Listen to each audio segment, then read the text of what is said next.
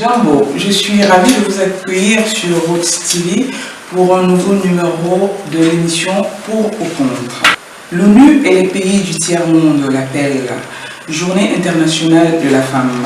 Les pays développés l'appellent Journée internationale des femmes. Les féministes l'appellent Journée internationale des droits des femmes. Et vous, comment l'appelez-vous? Autour de notre table, nous avons Madame Marie Robert. Vous êtes technicienne de laboratoire. Bonjour Madame. Bonjour. Bonjour à tous. Et nous avons aussi Monsieur Dominique Lemaine, cadre socio-éducatif dans la protection de l'enfance. Vous êtes contre la journée internationale de la femme en Afrique. Bonjour Monsieur. Bonjour, je suis contre la célébration qui se fait aujourd'hui. Voilà. Alors Monsieur Dominique Lemaine, je vais commencer par vous. Est-ce que la journée internationale de la femme, selon vous, est bien interprétée en Afrique, la journée du 8 mars? Disons que la journée du 8 mars en Afrique, de mon point de vue, s'éloigne un petit peu des prémices qui ont prévalu à l'officialisation de la journée internationale de la femme. Voilà. Dans la manière dont cette fête est célébrée, pour moi, ne vient pas forcément garantir qu'on fasse à ce jour-là le point de l'évolution de la condition de la femme. Voilà. Et vous, Madame Marie Robert, vous êtes pour la célébration de la journée internationale de la femme? Je suis pour la célébration de la journée internationale de la femme en Afrique, et je voudrais dire surtout en Afrique, parce que on connaît les conditions des femmes en Afrique qui ne sont toujours pas revalorisées. Je trouve que l'Afrique a encore beaucoup de retard dans l'amélioration de la condition de la femme. Heureusement que cette journée existe pour mettre en lumière les difficultés et les améliorations apportées dans les conditions de vie des femmes. Et pour moi, c'est une journée essentielle à marquer. Et vous pensez qu'elle est bien interprétée? Et pour moi, effectivement, elle est très bien interprétée. Les femmes, ce jour-là, elles arrachent ce pouvoir qui leur a été toujours opprimé, qui a été toujours défendu. C'est une manière de marquer le coup, comme quoi aujourd'hui, c'est notre journée, on tient à célébrer. Donc, elles se parent de cabas, de chants, de rythmes, elles défilent dans les rues. Donc, moi, je trouve que c'est une bonne façon de marquer le coup et de vous interpellez déjà là-dessus? Tout à fait. Moi, je pense effectivement que la journée internationale de la femme, c'est important qu'elle soit célébrée. Je pense aussi que la journée en elle-même, ça doit être le point par rapport au quotidien. C'est-à-dire qu'on n'attend pas le 8 mai pour... Le 8 mars? Le 8 mars, autant pour moi, pour porter son cabas. On n'attend pas le 8 mars pour laisser son mari faire des tâches qui, a priori, sont dédiées aux femmes. Voilà, c'est tout un apprentissage qui compte. Et quelle est la signification de cette journée pour vous? La signification de cette journée vient dire que les femmes ont été longtemps opprimées et que ce jour-là, il est important de penser qu'elles ont une place importante dans le développement du pays. Voilà. Mais si on se limite seulement à cette journée festive, je pense qu'on s'éloigne un peu de ce qu'on en attend. Voilà. Et finalement, pourquoi elle est célébrée cette journée? Pour moi, elle est célébrée pour justement permettre aux femmes de réfléchir en commun, avoir des réflexions productives. Donc ça veut dire que les associations féminines, qui ne sont pas tout le temps mises en avant, ont une voix, ont une écoute ce jour-là, donc parlent des difficultés, des pénibilités que rencontrent les femmes au quotidien, à savoir que le droit de la femme en général dénonce les violences surtout faites aux femmes, encore beaucoup en Afrique. Heureusement que voilà, c'est le jour de gloire. Mais Madame André, permettez-moi, est-ce qu'il faut attendre la journée du 8 mars pour mettre un débat là-dessus? Moi, je pense que les associations, elles doivent travailler au-delà du 8 mars. Et la garantie que je n'ai pas aujourd'hui, c'est de penser qu'au-delà du 8 mars, il y a des choses qui se tardent, il n'y a pas des choses qui se font. Et c'est en ce sens-là que je me pose la question de savoir si la journée du 8 mars... Mais je pense que c'est parce que je pense que le 8 mars célèbre justement ce que vous êtes en train de dire, peut-être... Enfin, moi, je vais répondre à votre question, à savoir si le 8 mars, est-ce qu'il faut attendre le 8 mars pour dénoncer ce genre de violence? Non, effectivement, je pense que les associations continuent à travailler dans l'ombre, mais le 8 mars apporte une visibilité puisque les télévisions, les caméras sont marquées sur ces associations inconnues, justement, vont dans le terrain voir ce que vous réalisez ces associations. Donc, moi, je trouve que dénoncer ces violences ce jour-là, c'est exactement ce qu'il faut faire parce que ça donne une visibilité et un travail qui a déjà été fait tout au long de l'année. Et Permettez-moi pour revenir au cas du Cameroun. Oui, oui. Le risque qu'on soit dans du sensationnel, parce que la journée internationale de la femme, pour moi, ça pose aussi la question de quelle éducation on donne à nos enfants pour préserver les droits et l'égalité entre les filles et les garçons, pour initier les enfants. Donc, je pense qu'il y a tout un travail d'accompagnement qui doit être fait au niveau de l'école, et je pense que les pouvoirs publics doivent être aussi garants de ça. Et en ce sens-là, je trouve qu'il y a une absence dans cet élan d'éducation là-bas. C'est là où vous justement, je vais vous poser une autre question, peut-être avec laquelle on pourra mieux compléter ce que vous êtes en train de dire. Alors, je voulais savoir si le 8 mars, cette journée s'adapte aux conditions socio-culturelles en Afrique. Moi, je pense que c'est une journée qui est importante. Après, au niveau de l'interprétation qu'on en fait, si on pense effectivement que ce jour-là, la femme, pour montrer effectivement qu'elle est émancipée, elle doit rentrer chez elle à 2h du matin, elle doit abandonner la fille, et les enfants, elle doit... Mais elles sont en fête. Elles sont en fête, mais dans la fête ne veut pas dire la débauche. Voilà, et j'ai bien l'impression qu'il y a effectivement cette confusion-là entre l'effervescence que ce jour suscite et vraiment la célébration de l'émancipation de la femme. Moi, j'ai l'impression qu'il y a cette confusion-là. Moi, comme je l'ai dit, les femmes ont été, enfin, la plupart sont toujours, parce que l'Afrique, pour moi, la condition de la femme est très, très, très mal représentée, mal prise en compte.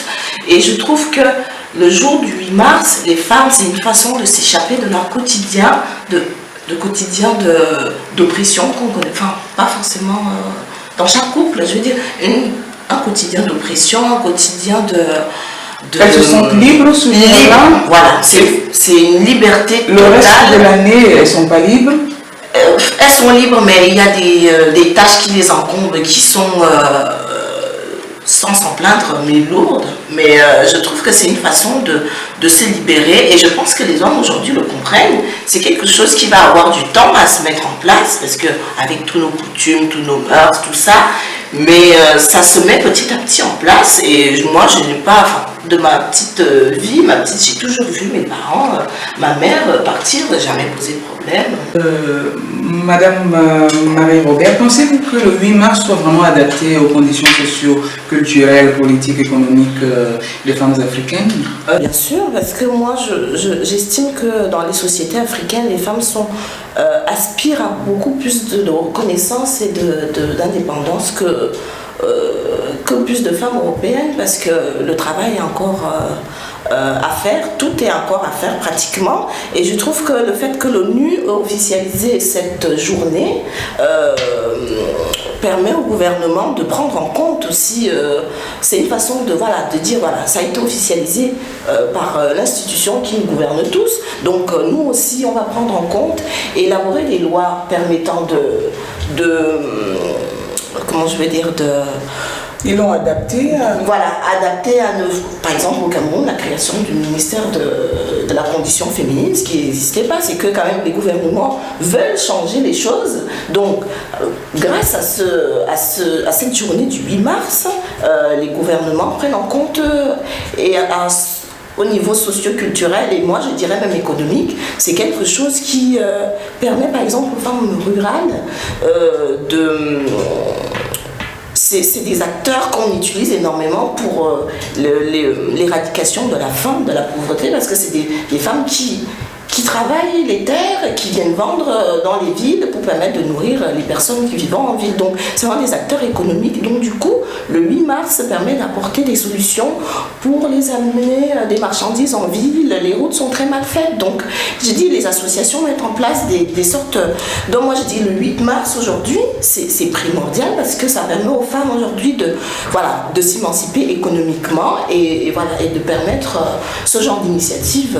Je partage le point de vue qui vient dire effectivement que les femmes elles ont une place très importante dans le développement du Cameroun, de l'Afrique, celles qui tiennent un peu les rênes des ménages. Voilà.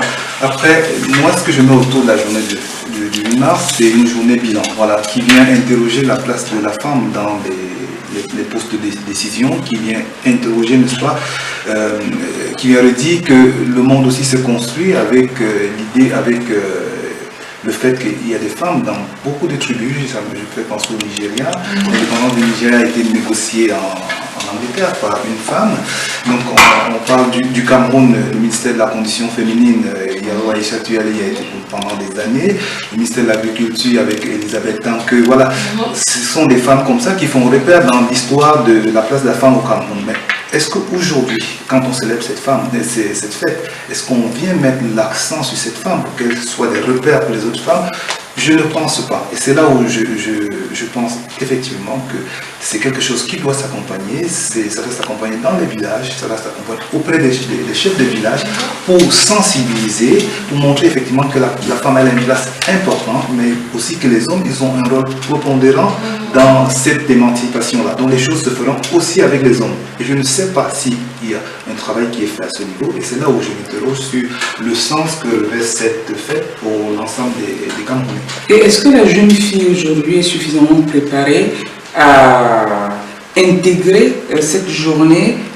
C'est une solution qui doit être mise en place dans le sens de la journée du 8 mars doit permettre exactement l'information des jeunes filles, la sensibilisation des jeunes filles justement sur les problèmes qu'elles vont rencontrer demain. Ils seront les femmes de demain.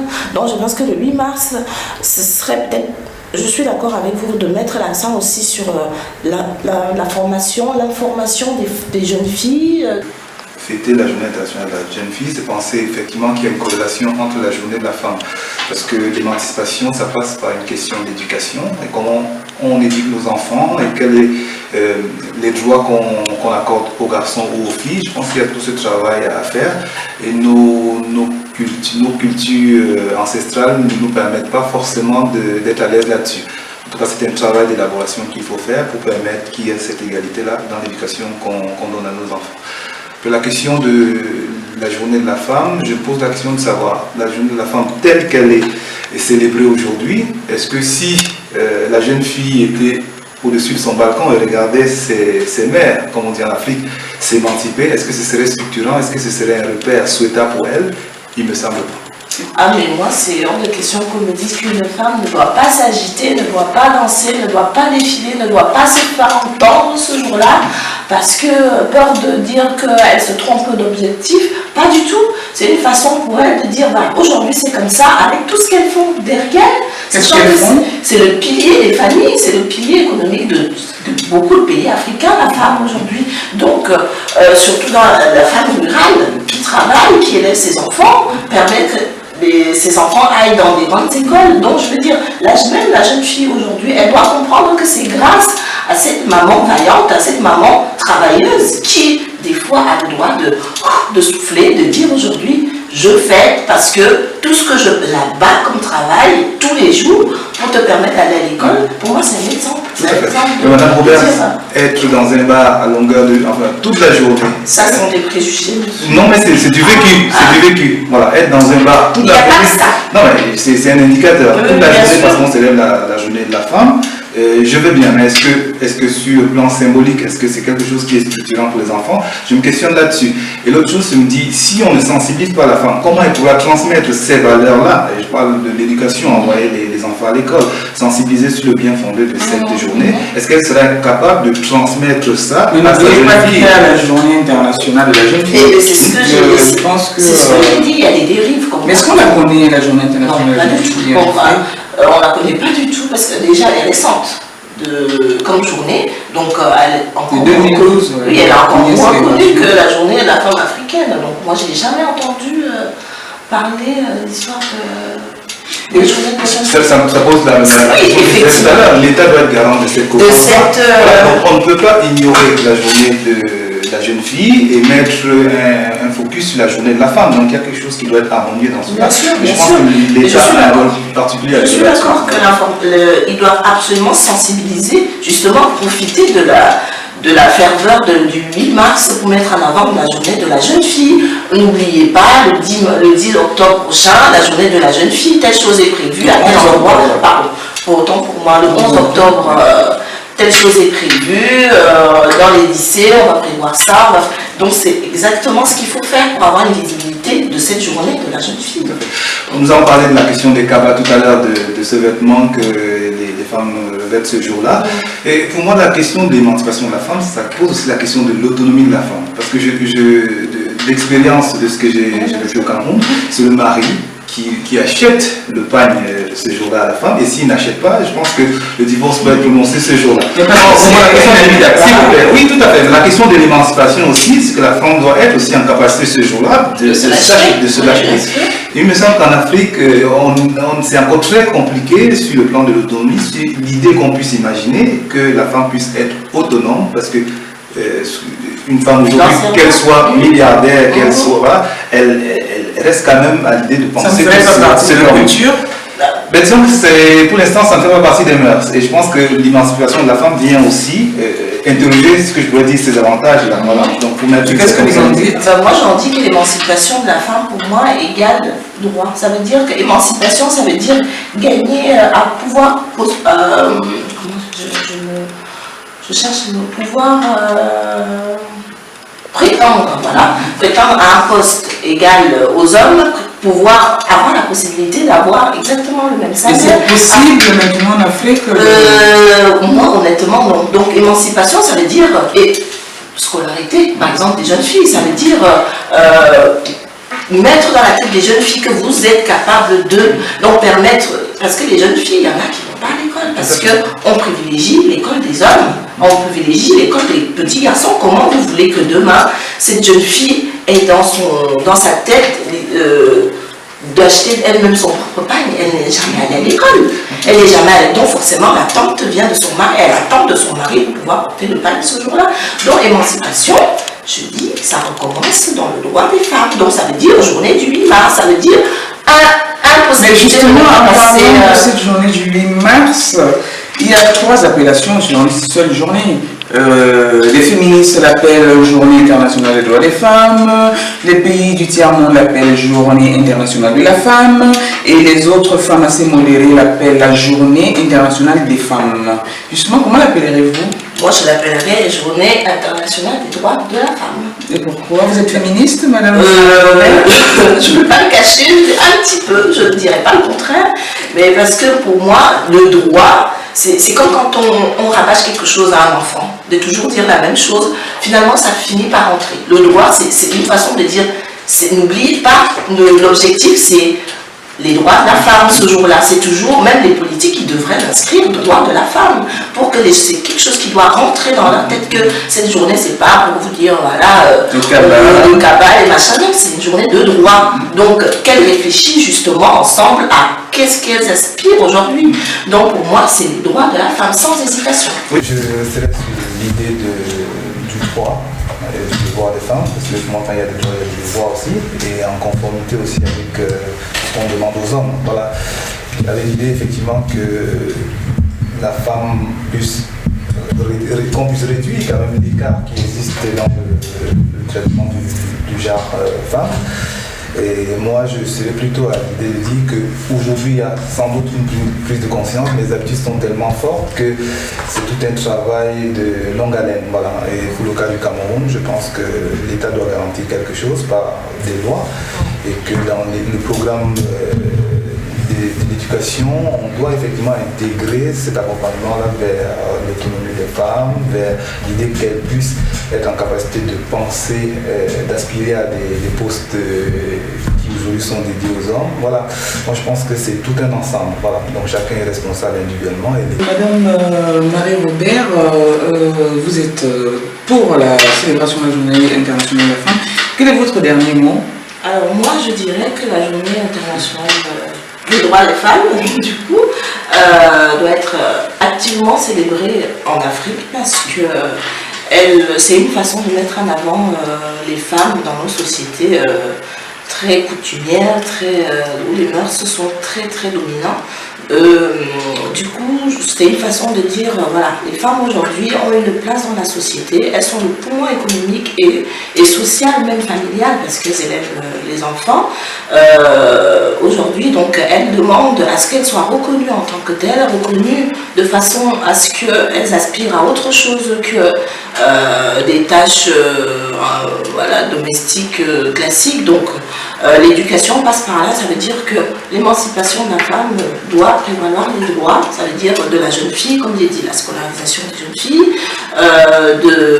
de mettre en avant ce que font les femmes tous les jours, ça veut dire dans les milieux ruraux par exemple. Donc voilà, accompagner ces femmes-là dans leur développement, dans leur envie de s'émanciper, dans leur envie de, voilà, d'apporter énormément à leur pays et à leur société actuelle. Donc je pense que il ne faut pas qu'elle se trompe également de combat, parce que voilà, c'est une journée qui doit être de sensibilisation et d'information. Je vous remercie, Madame Marie-Robert. Et vous, Monsieur Lemen, que pensez-vous de...